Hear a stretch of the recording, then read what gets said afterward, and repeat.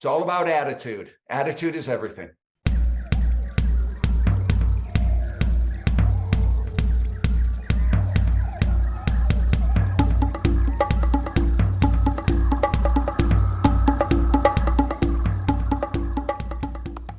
Ahoy, ahoy, ahoy. Welcome back to the Wild Business Growth Podcast. This is your place to hear from a new entrepreneur every single Wednesday morning who's turning wild ideas into wild growth. I'm your host, Max Brandstetter, founder and podcast producer at Max Podcasting. And you can email me at max@maxpodcasting.com to save time with your high-quality podcast. This is episode 268, and that rolls off the tongue somehow. And today's guest is Paul Rutter. Paul is a customer service expert who has spent decades as a cruise and entertainment director and has stories on stories on stories from the high seas, the tall sea, the seas. He's also the best-selling author of multiple books, including You Can't Make This Ship Up, which is one of my favorite book titles of all time. In this episode, we talk why customer service is so important and what customer service is like in an extreme environment where you live with your coworkers and your customers, some of Paul's most memorable cruises of all time, and what is next in the cruising industry, because the sky and the ocean is the limit. It is Sir Paul. Enjoy the show.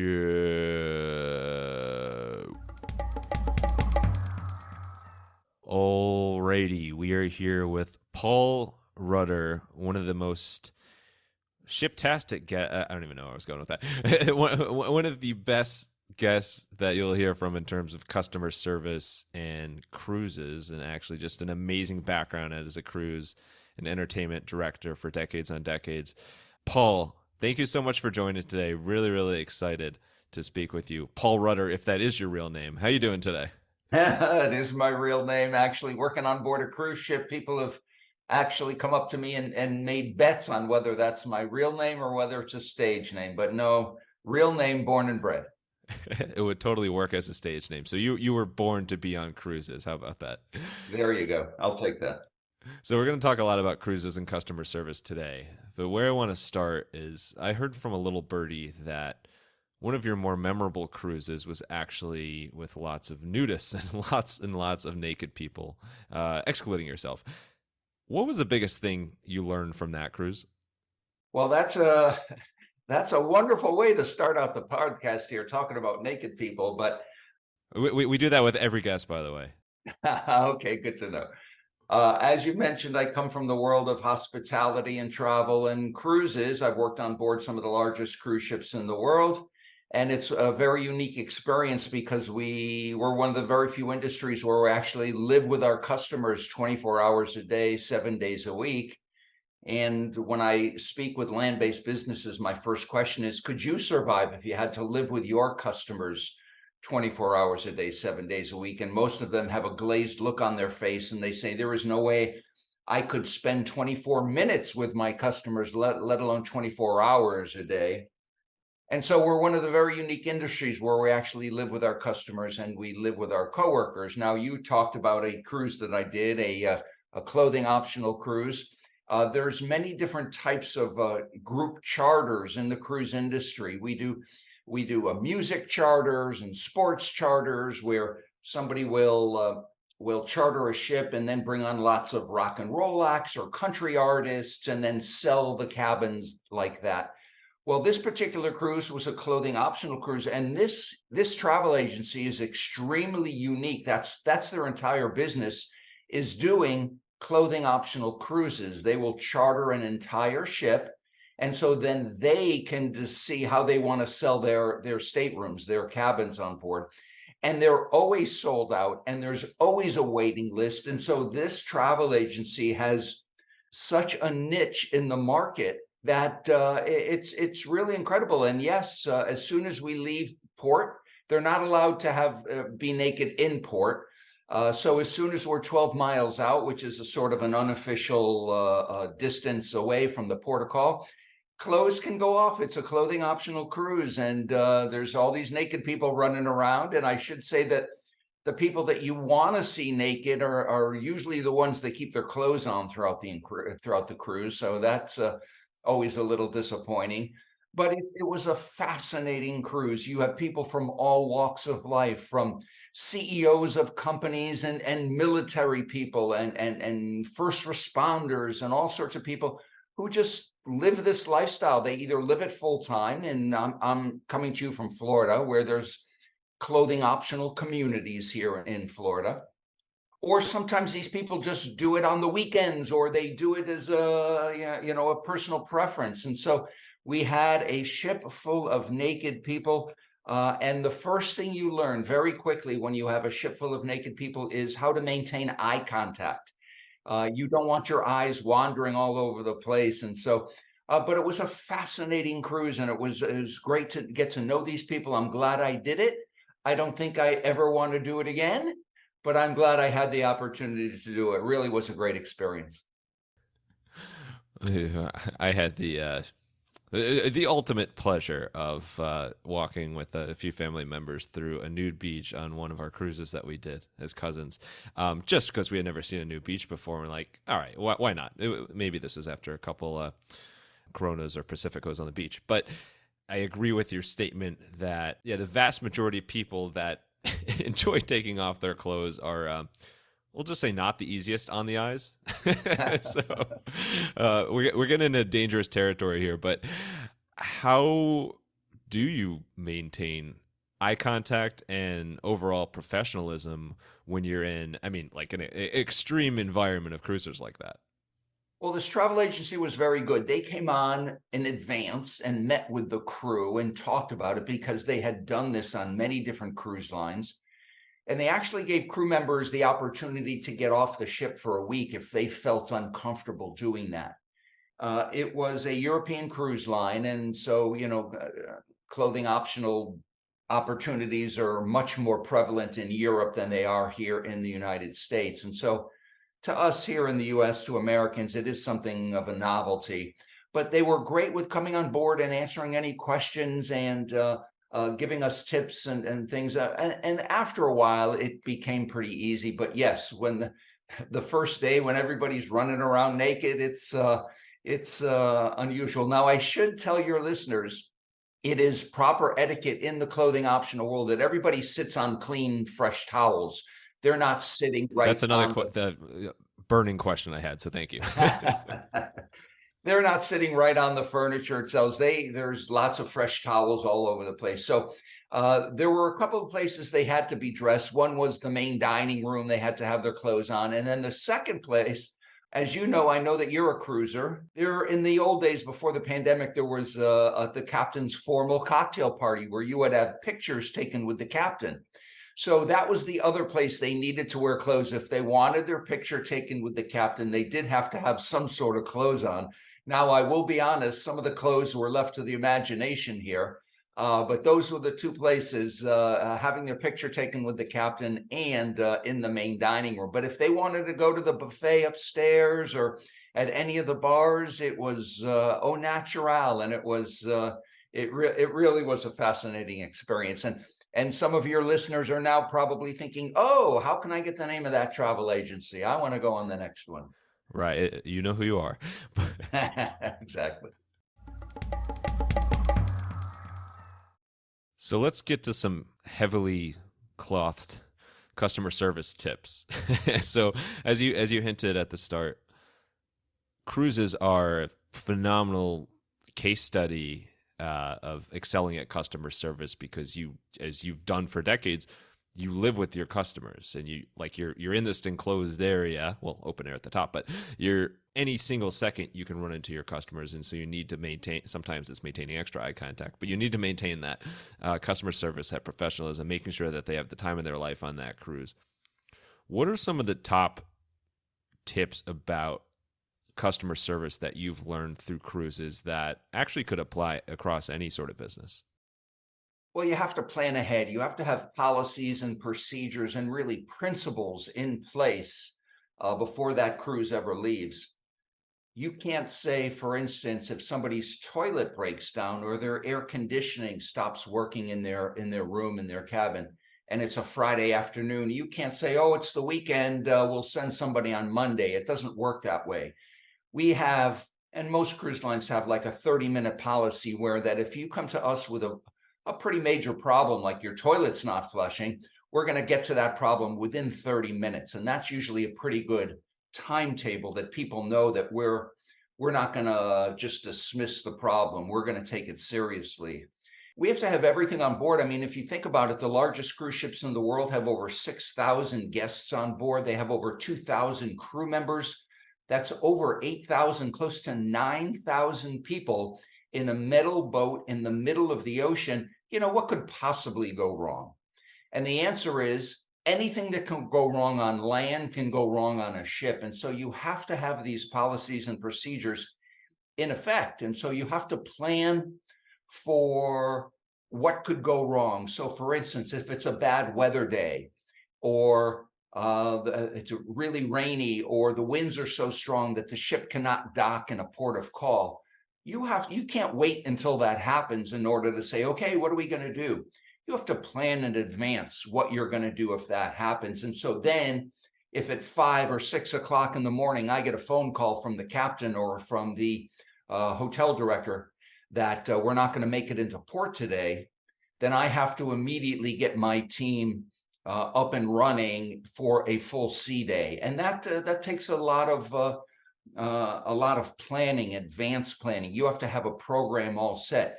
Now, we should tell your listeners that my job on board was as cruise and entertainment director. I think you might have mentioned that. So we're the fun people. We're the people in charge of all the activities. We're the people in charge of the entertainment. And so if a sea day automatically comes up to us, we're supposed to be in, let's say, Grand Cayman, a beautiful port in the Caribbean. But we dock there. We anchor there. We don't dock. There's no docking facilities. You have to anchor in the port, and you go ashore by use of tenders, which are small boats. But if the winds are too strong, the captain will say, because obviously the safety of our passengers are utmost, the captain will say, even if it's a nice sunny day, he'll say, sorry, we can't dock. And so we have very disappointed guests. And so what are we going to do to try and win them over by the end of the day, so that they say, listen, we know the weather's not your concern, but you made it a really enjoyable cruise for us. And so you have to plan in advance for these instances. So for instance, let me give you another example. We do lots of weddings on board. Weddings are very popular. And there's two types of weddings. You can have a shipboard wedding where people get married on board the ship. Let's say the first day of the cruise, the ship's in Miami. Friends and family come to the ship. You get married on board. Everybody leaves and goes home. And then the couple takes their cruise. They stay on board, or maybe a few family and friends cruises with them. So usually things go perfectly then. But sometimes they have like what's called a destination wedding, where they will actually get married at the island. Let's pick Grand Cayman or St. Thomas. On the beach, they want to get married on the beach, and the sun is coming up and it's a beautiful day. But unfortunately, some of these people have booked their weddings on the beach during hurricane season. So hurricane season goes from about June 1st to December 1st. They plan their wedding in August, and they say, oh, there's never a hurricane that's going to come in August. And so what happens? Of course, a hurricane is heading towards the island. Well, we're not going to go to the island if a hurricane is coming. We're going to run away. We can survive, but the passengers aren't going to survive that hurricane. And so all of a sudden, we have a couple on our hands that was planning on getting married. They've been planning this wedding for a year, and everything's set, and they have the dress, and the friends are there. We actually had a wedding. People flew into the island in order to be on the beach with this couple. Well, all of a sudden, the hurricane's in the forecast. The ship goes in a different direction. This couple cannot get married, and their friends are on the island waiting for the ship that's never going to show up. All of a sudden, the airport shuts down. These friends can't get off the island. They're stuck there during a hurricane, while we on the ship have gone, let's say, to the Eastern Caribbean, away from the hurricane. How do we win this couple over that can't get married? Well, we have to show compassion. We have to show empathy.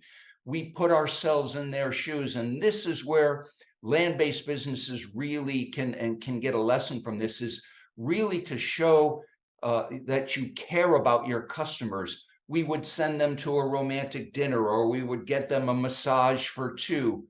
they knew that the weather wasn't our fault, but they also saw that we were compassionate and that we cared about their situation. And so that's what the lesson that you can take away is: always be prepared, always have a plan in your back pocket in case something goes wrong. You hope for the best, but you plan for the worst. And my wife Dana and I, on our wedding, we got married in Florida, so on land, but there's still kind of cruise departing area. But we had a hurricane scare leading up to it, and fortunately, it was earlier in the week. It didn't turn out to be as big as they expected, but it was kind of like the eye was heading right towards where we were, so it was really scary. And fortunately, like thankfully, everything worked out, and our wedding went on as planned, no issues. But I can only imagine the moment that you find out we can't have our wedding, or we have to totally change our plans, or all our friends and family are stranded here. Like, that's crazy. And that's one of the scariest things to run into for a big moment in life like that. You mentioned empathy and care. That's obviously huge when there's any sort of crisis, or when there's any way to, I guess you have to let your guests down easy, or do something to make up for the hardships. Another ship pun there. What have you seen work the best in terms of like showing that care and empathy towards customers? Like what can you offer as a cruise to make things a little bit brighter when things aren't so bright in that particular cruise? Well, studies have shown that if there's a problem and you can handle it in a timely manner and handle it correctly, guests will come back over and over, and they'll actually spend more money with your business if they know that when there's a problem, you're going to take care of it. Businesses do great when there's no problems, and they order a product or a service and you deliver and everything's fine. But when there's a problem, that's when you really have to shine, and that's where you really have to show that you care. I mean, for instance, with this couple that got married, we couldn't marry them. We didn't have anybody on board. But, maybe we could give them a discount on a future cruise, or we can hope that they spend their honeymoon with us. Maybe they get married back on land, but if they know that we took such care of them in a pressure-packed situation, they're going to say, okay, we know that it wasn't the cruise line's fault, but they took such good care of us. We're going to spend our anniversary with them, or when our kids have a special occasion, we'll go take a cruise with them. So it's easy to keep your customers coming back over and over if you take care of a problem in a timely manner and you take care of it right the first time. You don't want, if something breaks and you fix it, you don't want it to keep breaking over and over again. But you do want to fix it right the first time. And again, people will come back and they'll spend more money with you. So just showing the empathy and the care, and that they're not forgotten about. That's all customers really are looking for from a business. I think that speed is so important. I mean, you see it all the time with PR nightmares of when a brand doesn't address something or doesn't respond to something quickly, and it's just kind of floating there. Like, even if they do issue what is deemed a proper apology, if you take like a few days to get on top of something in that world, like, it can totally, it could be the death of your brand. And so, and then the cruise, when when you and your job are working and living with customers, like, you need to be even quicker than imaginable. How do you get yourself and your team to be so agile and be so speedy of like, look, I know we got a million things going, but like, this is what we need to handle right now, and we need to do it right now? I think one of the most important things a business can do is to make sure that they empower their employees properly.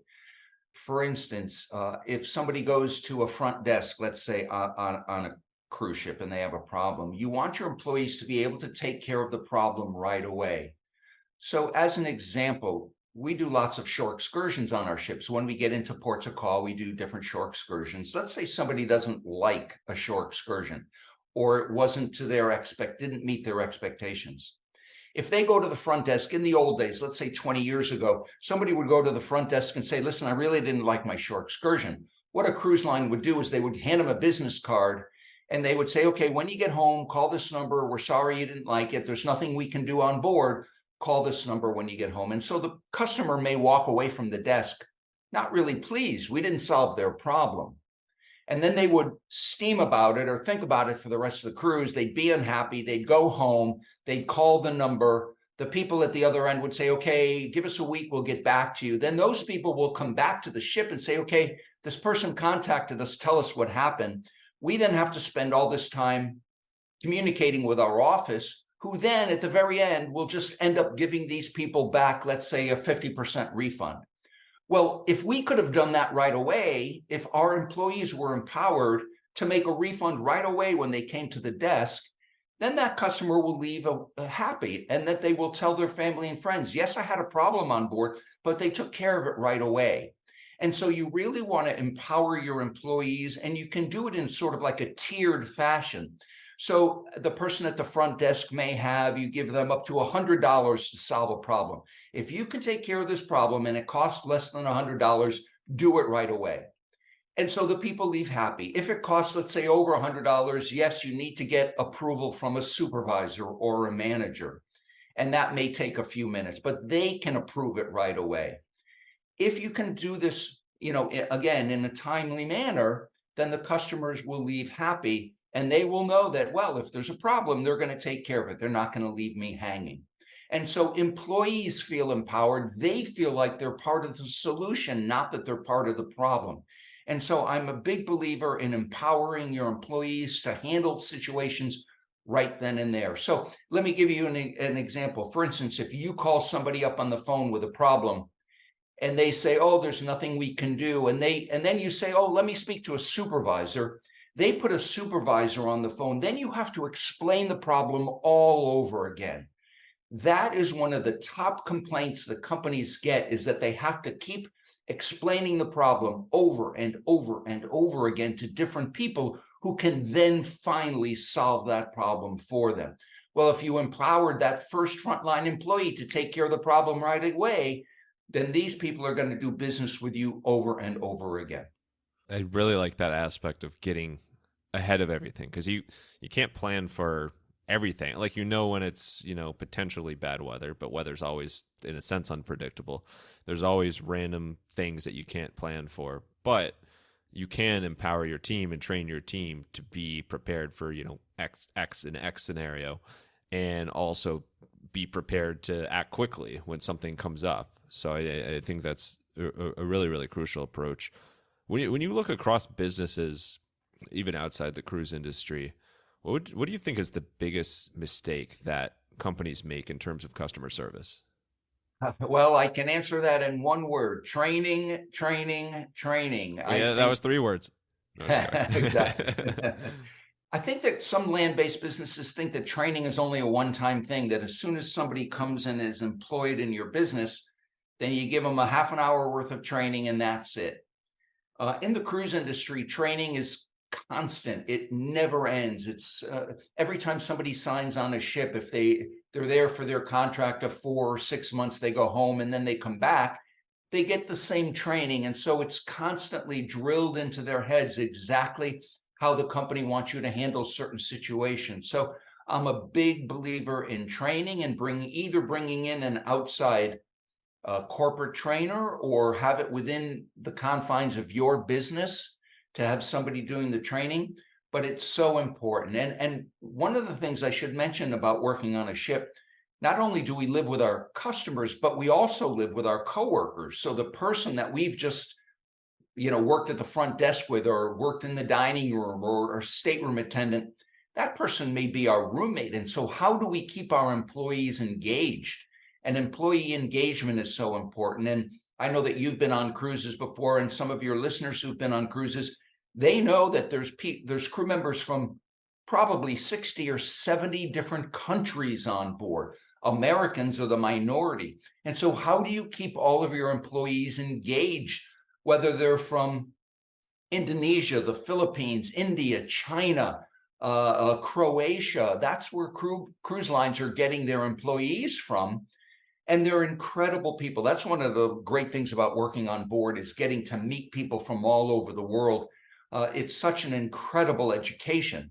But how do you keep all these employees engaged? And so cruise lines are very good knowing that where somebody lives and what they eat are extremely important. So we know that if their cabins are good, and and everything works in the cabin, and that their food is good, that they can go to the crew mess or wherever they eat and get a halfway decent meal, then there's no reason why they can't do a real good job for us. And you can do that by making them feel at home. You give them little creature comforts of home. So for instance, as Americans, for breakfast, we may have fruit and eggs and bacon, but somebody from another country may want rice and fish and soup because that's what they normally eat. And so the cruise lines do a great job of keeping the employees engaged by giving them little creature comforts that make them feel like they're at home. And I think they do a great job of that. For land-based businesses and for your listeners, employee engagement, making them looking forward to coming to work, because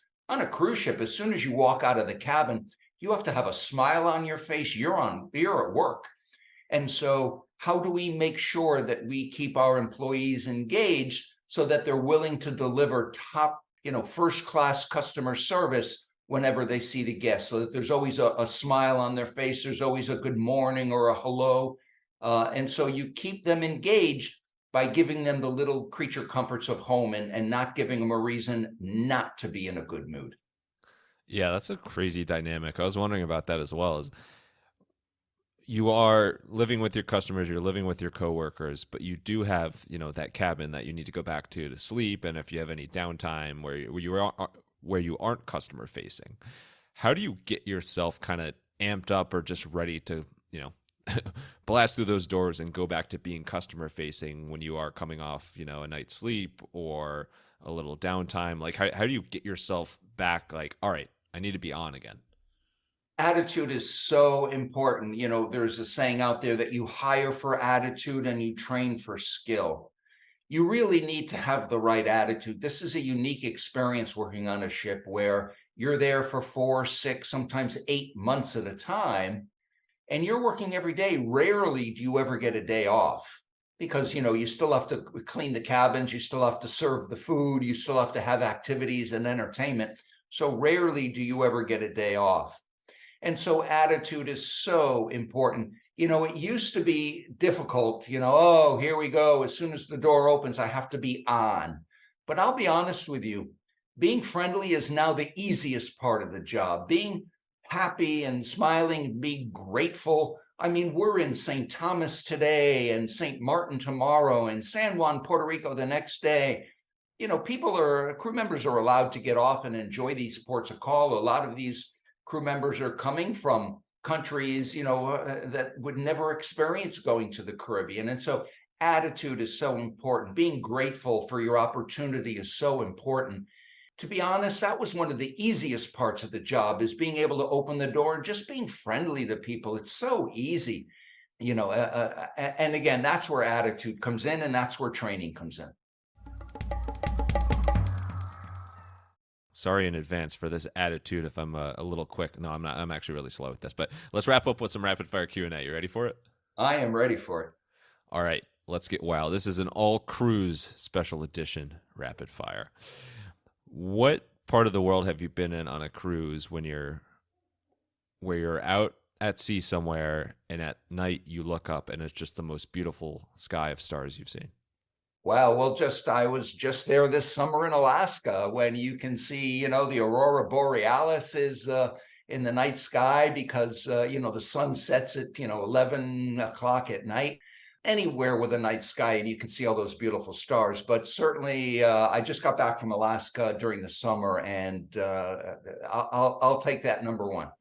Oh yeah, that's a dream. I've been on some really fun cruises, but they've all been in the Caribbean, and so Alaska, I feel like it's a whole different world. It'd be really cool to get a peek of those northern lights as well. All right, what is either a hired on-stage, entertainer for a cruise, or just a celebrity that's been on a cruise that you've been on that you and other cruisers were just absolutely blown away by, made your jaw drop? Well, when I first started as a cruise director back in the early 90s, we had a celebrity program where we actually brought on big Las Vegas stars. And, some of them are not with us anymore. So I don't know if your listeners would know, Jerry Lewis and Phyllis Diller and Norm Crosby and Captain and Tennille and The Fifth Dimension. and just some incredible performers. And people didn't pay extra to see them. These were all free shows. And so we had some top Las Vegas stars. Some of them were incredibly nice. Some of them were not so nice, and I will not, spill the beans on who wasn't as nice. But there were just, I'll tell you, Phyllis Diller, Charo, if you know who Charo is, Gucci Gucci, an incredible flamenco guitarist that people don't know about. And so just had an incredible opportunity to work with some really A-list stars back in the day. Now, that doesn't happen anymore right now, but when I first started to work with some of these big stars, it was absolutely wonderful.